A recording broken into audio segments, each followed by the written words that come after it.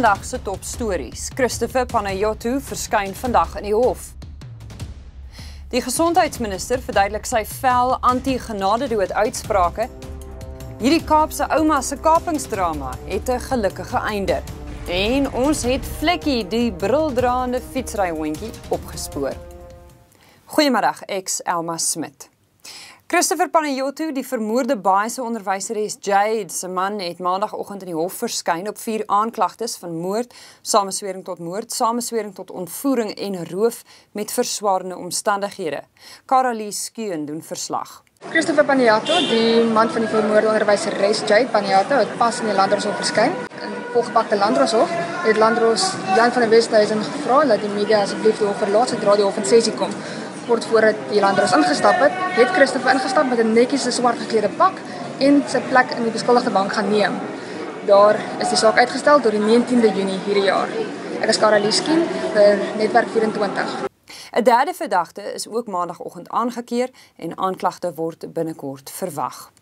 Terwyl die Hooggeregshof maandag in Pretoria redes verstrek het vir sy uitspraak verlede week ten gunste van 'n genadedood aansoek, het die minister van Gesondheid, Aaron Motsoaledi, aan Top Stories verduidelik waarom sy ministerie daarteen appeleer. Motsoaledi het groot kritiek ontlok nadat hy aan City Press gesê het dat die potensiaal vir die misbruik van genadedood te groot is. The possibility of abuse is not our main core reason. What will the legal profession say if somebody comes and says, in my tradition and culture, I don't want all those chemicals in my body, I want to be shot dead? What about somebody who comes and says, in my tradition, as a man, I want to die through a spear? I just want us to look at many aspects of this ruling. That's why many countries around the world, with the best healthcare systems, have not run into it. We are still struggling to rebuild our healthcare system, yet we already want to run it ahead. The application is always lodged by the patient after having been informed by the doctor. All patients to lodge this and say my life has come to an end, nothing can be done. They have to hear that from doctors, and I don't want doctors to play God in that role, because in many instances they've made mistakes. Do you know how many times doctors have predicted somebody's death and say you are left with a week and only for people to go on and live? So the whole process of dying is a natural process that must be left in the hands of nature. Once you bring human beings in, there are going to be too many machinations and manipulations. That I can assure you. Vir die res van my onderhoud met Motsoaledi, gaan klik gerus op ons multimedia blad. Hierdie video wat wys hoe 'n bejaarde vrou in 'n gegoede buurt van Somerset Wes in die Weskaap voor haar huis gekaap is, maak sedert Sondag opslaa.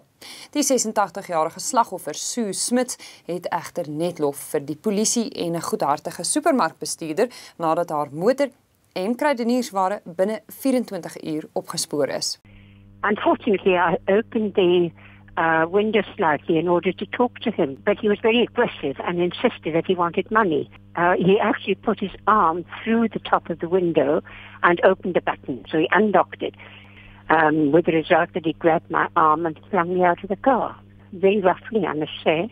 And while I was lying there, he got into the car and started it up with my legs underneath practically, so I managed to get my legs away very quickly, and off he went.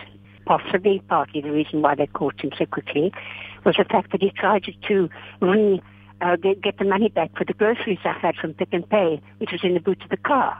And of course they realized it was a scam and found out who I was. The manager of Pick and Pay was absolutely amazing. He came personally with his assistant with a bigger bunch of flowers and new groceries. Saamrygeleenthede soos die is buitengewoon. Top Stories het vroeër vanjaar oor Johan Fourie en sy Malteser Vlekkie berig. Ons het hulle intussen in Brackenfell in die Weskaap opgespoor en blykbaar lê hulle elke dag 'n volle 18 km so af. Ja, sê. Beteken dan skud ek hom maar net so reg. As ek ja, volledig reg.